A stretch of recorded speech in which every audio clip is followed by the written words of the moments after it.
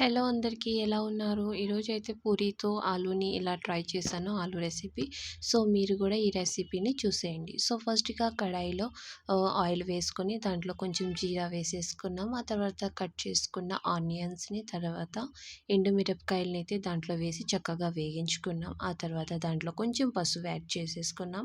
ఆ తర్వాత ముందుగానే బాయిల్ చేసుకున్న ఆలూనైతే దీంట్లో యాడ్ చేసేసుకొని చక్కగా మిక్స్ చేసేసుకున్నామండి. ఒక 1 మినిట్ వరకు చక్కగా మిక్స్ చేసుకున్న తర్వాత ఇప్పుడు దీంట్లో అయితే మనం సాల్ట్‌నైతే సరిపోయినంతగా సాల్ట్ అయితే వేసేసుకున్నాము. ఆ తర్వాత దీంట్లో కొంచెం చిల్లీ పౌడర్‌ని కూడా యాడ్ చేసేసుకున్నాము. ఆ తర్వాత దీంట్లో కిచెన్ మసాలా అండి ఇది. సో, కిచెన్ మసాలా కూడా వేసేసుకొని చక్కగా దీన్ని మిక్స్ చేసేసుకున్నాం. కింద అంటకుండా మిక్స్ చేసుకోవాలండి దీన్ని చక్కగా. సో, చక్కగా మిక్స్ అయిన తర్వాత ఇప్పుడు దీన్ని ఒక 2 మినిట్స్ వరకైతే మరి లో ఫ్లేమ్‌లో పెట్టి కవర్ చేసి వదిలేస్తాం. ఆ తర్వాతే మన ఆలూ రెసిపీ అయితే రెడీ అయిపోయిందండి. ఎందుకంటే ముందుగానే ఆలూ అయితే బాయిల్ అయి ఉన్నది కాబట్టి దీంట్లో ఎక్కువ టైం అయితే తీసుకోదు.